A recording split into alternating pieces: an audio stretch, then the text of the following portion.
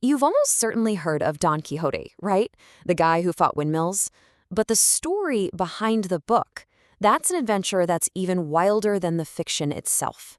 So let's get into the incredible tale of the soldier behind the satire. First off, let's just get a sense of how big a deal this book really is. We're not just talking about some dusty old classic. When 100 of the world's most famous novelists were asked to name the single best book ever written, they overwhelmingly chose Don Quixote. And its reach is just staggering. It's the second most translated book in human history. The only book that beats it, the Bible. Think about that. A 400-year-old novel from Spain has reached just about every culture on Earth. Which brings us to the big question, doesn't it? Because the author wasn't some quiet scholar tucked away in a library. He was a battle-scarred soldier, a guy who spent years as a captive. How on earth did a life of such intense hardship lead to a work of such comedic genius? Well, to understand the book, you really have to understand the man, Miguel de Cervantes. His life was this constant, dramatic tug-of-war between being a man of action and a man of letters. I mean, his 20s alone read like an action movie. In 1571, he becomes a war hero at the famous Battle of Lepanto, but it costs him the use of his left hand for the rest of his life. Then, just 4 years later, he's sailing home, and bam, his ship is captured by pirates. This kicks off 5 brutal years as a captive in Algiers, and that experience would change everything. Now, here's the amazing part. Being a captive didn't crush him, not at all. It's like it forged him. He actually became a leader, a total legend among the other prisoners, because his spirit was just unbreakable. And this wasn't just about quietly enduring. It was about defiance. He organized not one, but 4 separate, daring escape attempts, an overland trek that failed, a secret cave where he hid 14 guys for months, a plan to buy an armed boat. Each time something went wrong, a betrayal, pure bad luck. And get this, every single time he was caught, he took all the blame, protecting his friends from almost certain torture or death. This is the guy who created Don Quixote. So, after he's finally ransomed and gets back to Spain, you'd think his struggles were over. Nope. He was poor, nobody really recognized his heroism, and he was kind of lost. So he took all that pain, all that experience, and he poured it onto the page, creating something the world had never seen before.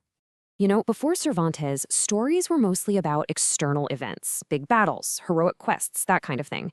He basically pioneered what we now call the modern novel. He turned the focus inward. For the very first time, a character's internal world, their thoughts, their dreams, even their delusions from reading too many books, that became the real engine of the story. And at the heart of it all is maybe the greatest comic duo in all of literature. You have Don Quixote, the noble dreamer whose brain is basically fried from reading too many fantasy novels. And then you have his squire, Sancho Panza, the super practical, down-to-earth peasant who's mostly in it for the money. The idealist and the realist. It's a combination that's still absolutely hilarious and brilliant 400 years later. And this quote from the book really gets to the heart of it all. For both the character and Cervantes himself, Don Quixote says, "Every man is the child of his own deeds. It's not about your family name or where you come from, it's about what you do." For a guy who had to build his own legend through action, you can bet those weren't just empty words. So part 1 of Don Quixote comes out in 1605, and it's a huge hit, a total blockbuster. But Cervantes, well, he kind of took his time writing the sequel, and that long delay led to one of the wildest twists in the history of literature. I mean, just imagine this for a second. You create the most famous, most beloved character in the world, and then one day you walk into a bookstore and you see a sequel that you didn't write. Some stranger just straight up stole your hero. What do you even do? Okay, so here's the play-by-play. Part 1 is a smash hit in 1605. Then, silence. For 9 long years, the world is waiting. A rival author, hiding behind the fake name Avellaneda, sees his chance and publishes his own bootleg sequel in 1614. Cervantes was, as you can imagine, absolutely furious, and he raced to finish his real Part 2, getting it out just 1 year later. And listen, this wasn't just plagiarism. The preface to this fake sequel was a nasty personal attack. Avellaneda mocked Cervantes for being old and poor. He even made fun of the hand he lost fighting for Spain and the years he spent as a captive. It was an incredibly low blow, hitting Cervantes right where it hurt. So, Cervantes, the guy who stared down pirates and captors, was he going to take this lying down? No way. But he didn't just write some angry letter to the editor. Oh no, he did something way more clever. He fought back inside the pages of his own story. This is, and I'm not exaggerating, one of the most epic takedowns ever written. In his Real Part 2, Cervantes has a character describe a vision of hell where devils are playing tennis, but they're using books instead of balls. And one of those books is Evelina's fake sequel. One devil says, "It's so awful that if I had set myself deliberately to make it worse, I could not have done it. Even the devil couldn't write a book that bad." So this false Quixote was infuriating for Cervantes, but it also forced his hand, pushing him to do something that would secure his hero's legacy forever.